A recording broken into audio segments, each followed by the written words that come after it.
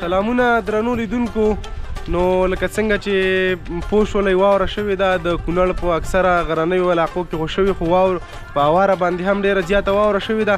نو سحر کې ټول خلک راوتلي دي تر څو ډېر وخت بعد واوره شوې او له دې څخه خوند واخلي، خپل منځ کې شوخیانې کوي. څنګه ته مې دغه ډله ځوانان ولاړ دي، نو له دوی سره د دوی له منځه به له دوی سره د یو څو ملګرو سره لنډې خبرې کوو. په پیل کې خو مامون صاحب ته ستړی مه شي. ډېره مننه شاداب صاحب، خدای مو راوله. مامون صاحب دغه د واوره زمونږ خو دغه فولکلوریک ادب چې دی ډېر پراخه دی که نه، بیا دغه واورې اړوند ځینې ټپې شوي دي، که د واورې اړوند کومه ټپه ته زده یې هغه راته ووایي. نو شاداب صاحب پخوا وختونو کې خو به ډېرې واورې کېدلې، نو بیا به پښتانه لرې سیمو ته د کار غریبۍ دپاره تلل، نو بیا به پیغلو دا ټاپې کولې چې باران که ووري ودي ووري واورې دې نه ووري چې لارې بندوي. نو هغه وخت کې چې واورې به ډېرې کېدلې نو د لارو د بندښت سبب به کېده.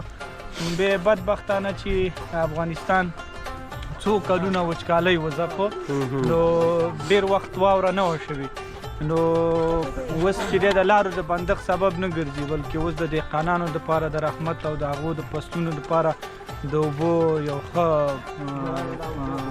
ګټه د هغو دپاره.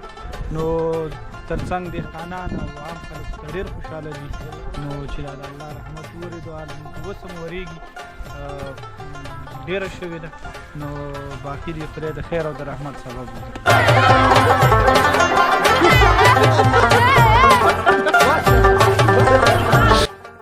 د پامیر ټي وي درنو لیدونکو، لکه څنګه چې ګورئ نن مو ټول وطن د واورې سپین څادر پر ځان راکش کړی دی. غرونه، درې، کلي او ښارونه د سپینوالي په آرام خوب ویده دي او د خلکو په مخونو کې د واورې لپاره خوشحالي او مسکا ده. خلک ځکه ورته په ځانګړې خوښۍ ګوري چې له ډېرو کلونو وروسته د وطن دښتې، هوارې، غرونه او رغونه د واورې میلمانه دي.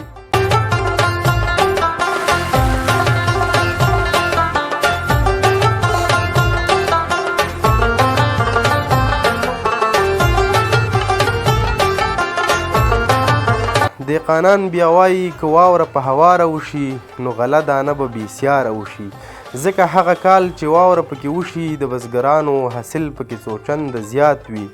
همدا باور زموږ په ولسي ادب کې هم ژوندی دی. د پښتو ولسي ادب په یو مشهور سروکي کې یوه پیغله خپل نامزاد ته داسې وایي: ټینګ په خپل زبان دی، ډېر غنم به وشي زما یار د لل میخان دی، ما به کړي واده.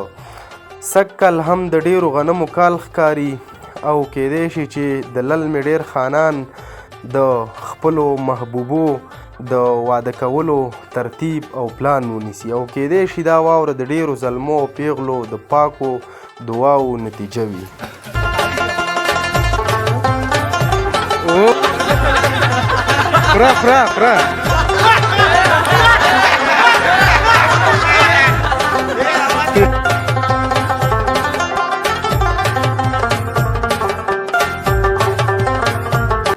پخوا به چې د ژمي سپین سهار راوخوت او د واورو اورښت به ټوله سیمه د سپینې چادرۍ لاندې پټه کړې وه، نو د کلي فضا به بیخي بدله شوه.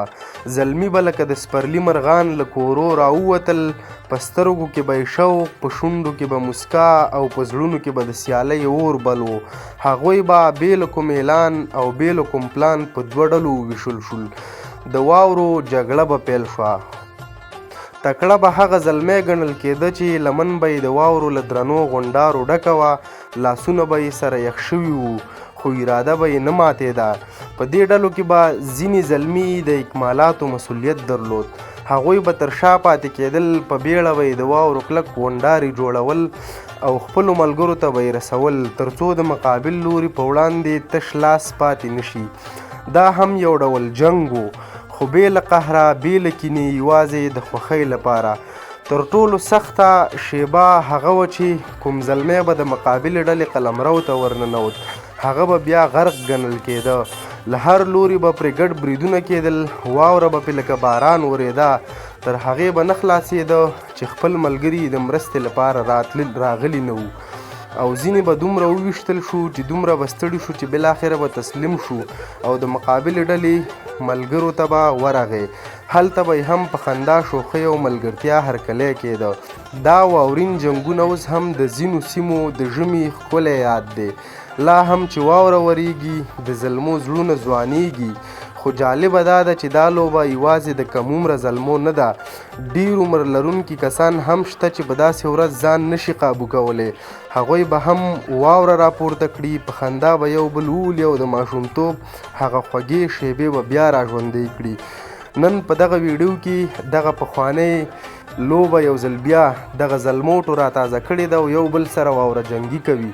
تاسې په دغه ویډیو کې ننداره وکړئ.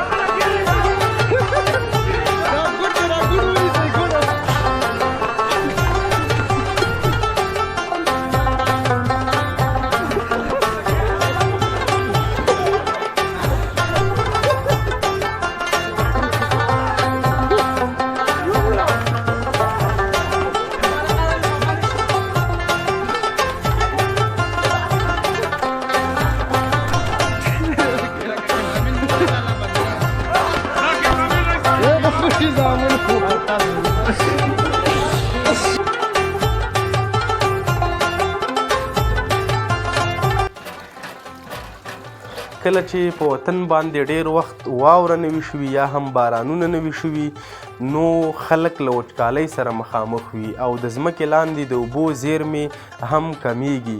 خو کله چې بیا واوره وشي نو له دې سره په پوره ډول باندې د ځمکې لاندې د اوبو زیرمې تقویه کیږي.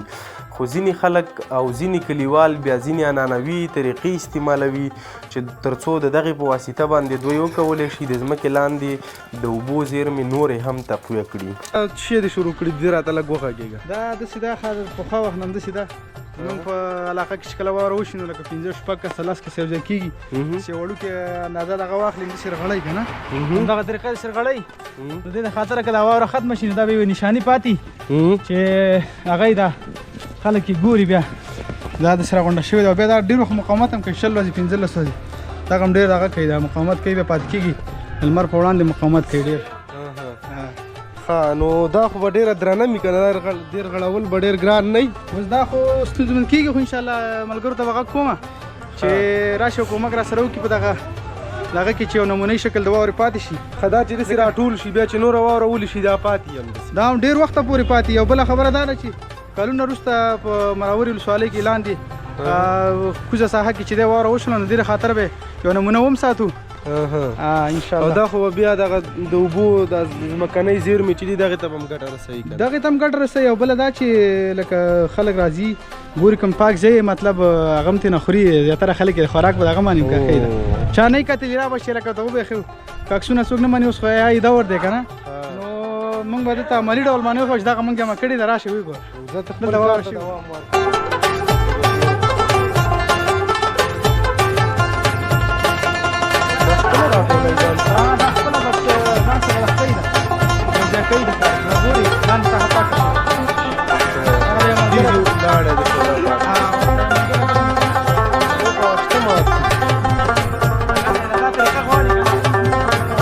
زه په ډایرکټ غړی لږ به داسې په طریقه باندې که نه